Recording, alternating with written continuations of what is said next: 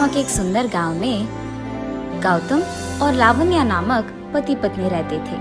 उनके मनवित और गीतिका नामक कॉलेज में पढ़ते हुए 2 बच्चे भी थे। गौतम उसी गांव में फलों का एक दुकान लगाकर उसमें सारे प्रकार के फल लगाता था और उनके रस बना के उन्हें बेचकर आए हुए पैसों से अपने परिवार का देखभाल करता था। एक दिन सुबह दुकान जाकर सारे फलों का एक रस बनाकर उसे बेचता है।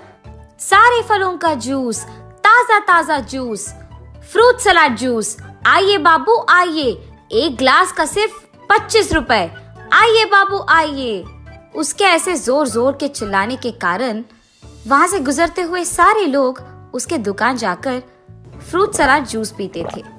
एक दिन दुकान बंद करके गौतम उसके घर जाता है और उस दिन के आए हुए पैसों को गिनते रहता है। इतने में उसके बेटा और बेटी उसके सामने आकर खड़ा होके बिल्कुल चुपचाप रहते हैं। कुछ न कहने के कारण गौतम उन दोनों को देखता है और ऐसे कहता है, मनवित, गीतिका, मुझे पता है तुम दोनों कुछ कहने आए, मगर बिना कुछ बोले ऐसे चुप क्यों खड़े हो? पापा, आ रहे 10 दिनों में मुझे और बहन को कॉलेज में फीस भरना होगा, तभी हम दोनों को वो एग्जाम्स लिखने देंगे। यही बात कहनी थी आपसे। अरे रे, इतनी सी बात। तुम्हारे कॉलेज में फीस भरने के लिए अभी भी 10 दिन है ना। चलो, उसको मैं संभाल लूंगा। तुम दोनों समय बिल्कुल वृथा मत करो और हर रोज पढ़ते रहना, ठीक है? फीस के पैसे 10 दिन में मैं तुम दोनों को दे दूंगा। उनके पिता के ऐसे कहने पर वो दोनों खुशी खुशी वहां से चले जाते हैं। अगर मुझे अपने बच्चों को सफल देखना है और मेरी तरह नहीं देखना है तो कुछ भी करके उनके फीस मुझे भरना ही होगा, क्योंकि उनको पढ़ाना मेरे लिए बहुत ज़रूरी है और उनको भी। इसीलिए मैं आज से दुगना मेहनत करूँगा। रात के समय में भी मैं दुकान चालू ही रखूँगा, तभी मैं बच्चों के कॉलेज के फीस कमा पाऊँगा।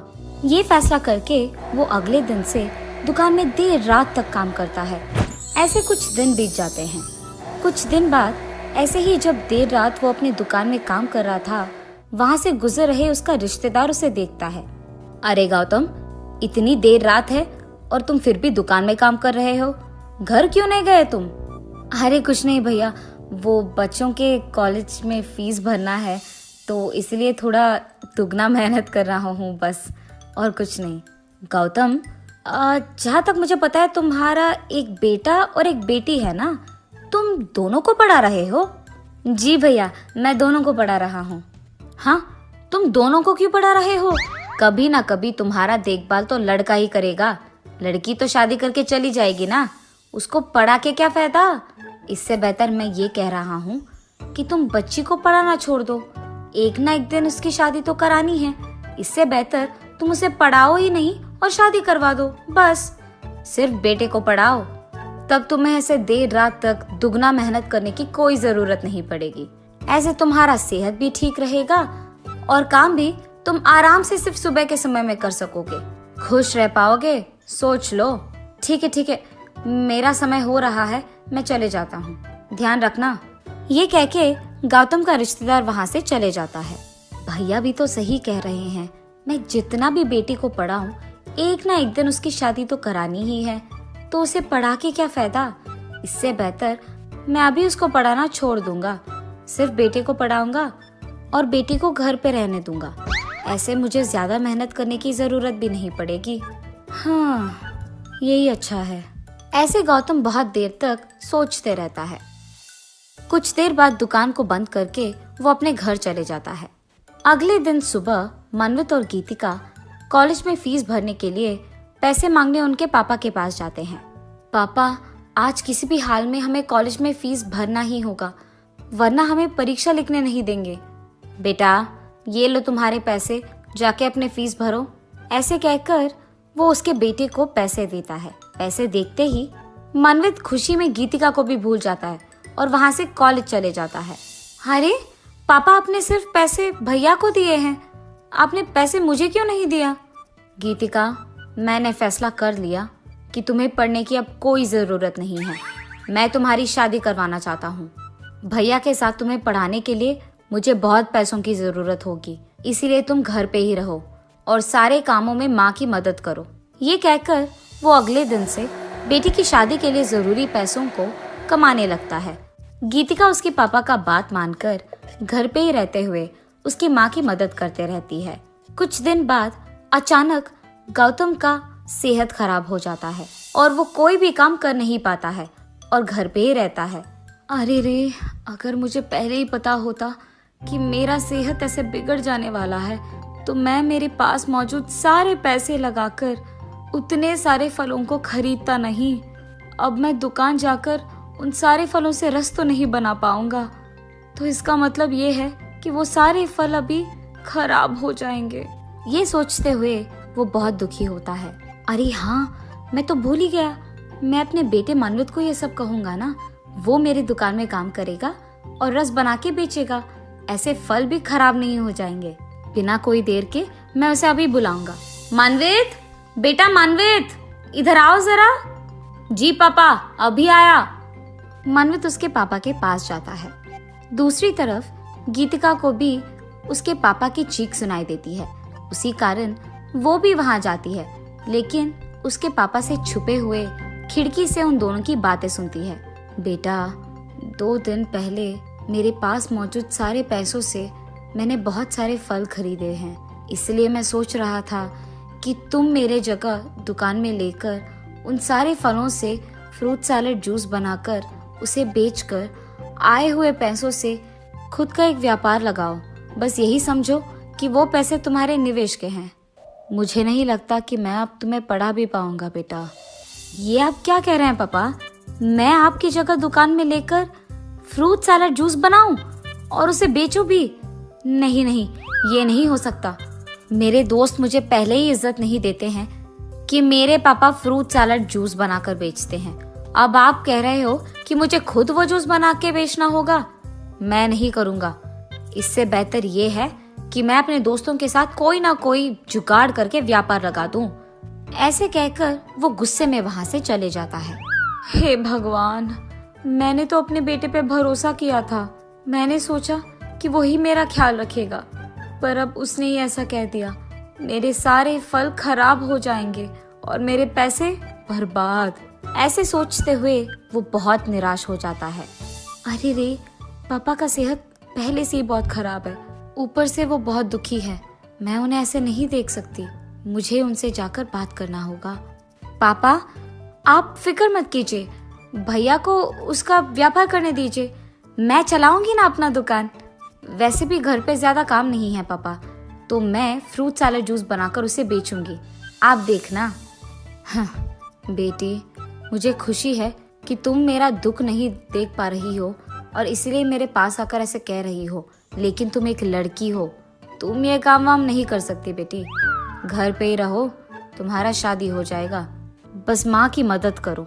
पापा को बस ये लगता है कि मैं उनकी तरह काम नहीं कर पाऊंगी, लेकिन मैं उनको गलत साबित करूंगी। उन्हें बताए बिना मैं दुकान जाऊंगी, मिक्स फ्रूट सैलेड का जूस बनाऊंगी और उसे बेचूंगी भी, फिर उन पैसों को मैं पापा को दूंगी।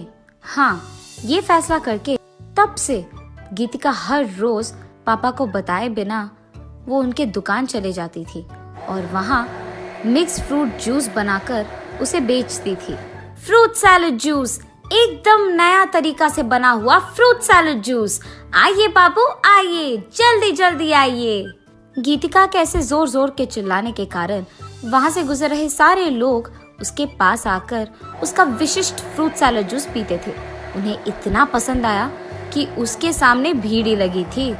ऐसे गीतिका उसके पिता को बताए बिना दुकान जाकर उसे चलाने पर एक दिन सारे फल खत्म हो जाते हैं। उसी कारण तब तक उसने जितने भी पैसे कमाए थे उसके पापा को जाकर वो दे देती है और ऐसे कहती है, देखिए पापा, मैंने अपने दुकान में आपकी जगह ले ली और मिक्स्ड सैलेड जूस को बेचकर आए हुए पैसे ये हैं। इन पैसों से मैं सोच रही हूँ कि और फलों को खरीदूं और उनकी रस बनाकर उसे बेचकर आए हुए पैसों से दुकान ऐसे ही चलाऊंगी। आप वैसे भी काम नहीं कर पाएंगे पापा, आपका सेहत बिगड़ रहा है, तो इससे बेहतर है कि आप घर पे ही रहें और आराम करें। दुकान मैं चला लूंगी पापा। ऐसे ही वो अपने पिता को समझाकर उस दिन से दुकान चलाने लगती है। ऐसे कुछ दिन बीत जाते हैं। एक दिन ऐसे ही जब मनवित उसके दोस्त के घर जा रहा था, रास्ते में उसे अपनी बहन दुकान के पास दिखाई देती है। उसे देख वो गुस्से में उसके दोस्तों के पास जाकर ऐसे कहता है, मैं बहुत नाराज हूँ। अरे मनवित, क्या हुआ तुम्हें अचानक? मुंह तुम्हारा ऐसे लटका क्यों है? यार, मेरी बहन बहुत काम कर रही है और दूसरी तरफ मैं कोई काम नहीं कर रहा हूँ। व्यापार को शुरू करने के लिए निवेश के पैसे तक नहीं है मेरे पास। उसी को ढूंढते ढूंढते मैं ऐसे बन गया, कहीं नालायक ना बन जाऊं। मनवित, अगर तुम्हारे पास निवेश के पैसे नहीं हैं तो क्या हुआ? तुम्हारा घर तो तुम्हारा अपना ही है ना। तुम एक काम करो, इस कागज पे तुम्हारे पिता का हस्ताक्षर लो और उसके बाद तुम्हारे घर के कागज भी लेके आओ।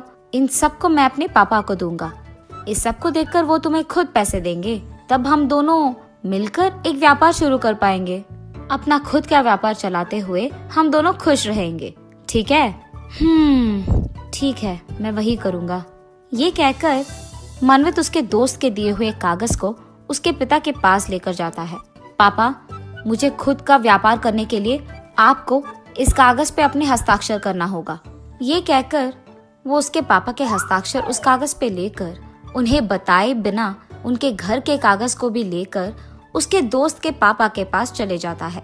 इस सब को वो वहां लगाकर निवेश के पैसे लेता है। कुछ ही दिनों में मनवित और उसका दोस्त एक व्यापार लगाते हैं और उसको चलाने लगते हैं। लेकिन कुछ ही दिनों में उसके दोस्त के वजह से व्यापार में बहुत बड़ा नुकसान आता है और इसी कारण उसके पास मौजूद सारे पैसे खत्म हो जाते हैं और वो कोई व्यापार नहीं कर पाता है। व्यापार में नुकसान आने के कारण मनवित उसके दोस्त के पिता को पैसे नहीं दे पाता है और इसी कारण मनवित के दोस्त के पापा गौतम को सब कुछ सच बताकर उनका घर स्वाधीन कर लेते हैं। गीतिका को जब ये सब पता चलता है, वो अपने माँ, पिता और भैया के लिए एक घर को किराए पे लेकर उसे उसके पैसों से संभालती है।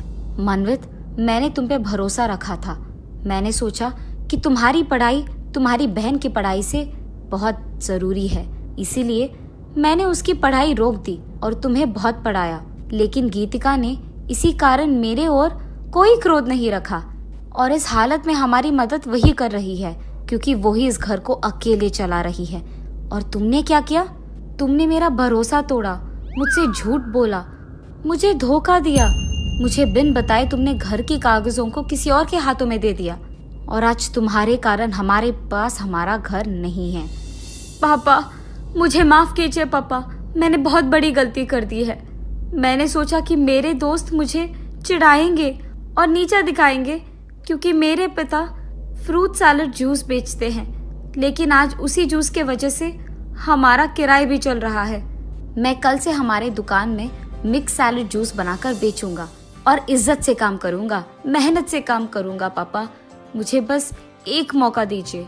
भैया, तुम्हें तुम्हारी गलती का एहसास हो गया है ना, अब छोड़ दो। जो हो गया सो हो गया। बीती हुई बातों को दोहराकर कोई फायदा नहीं है। अब से हम दोनों मिलकर मिक्स सैलेड जूस बनाकर उसे बेचेंगे।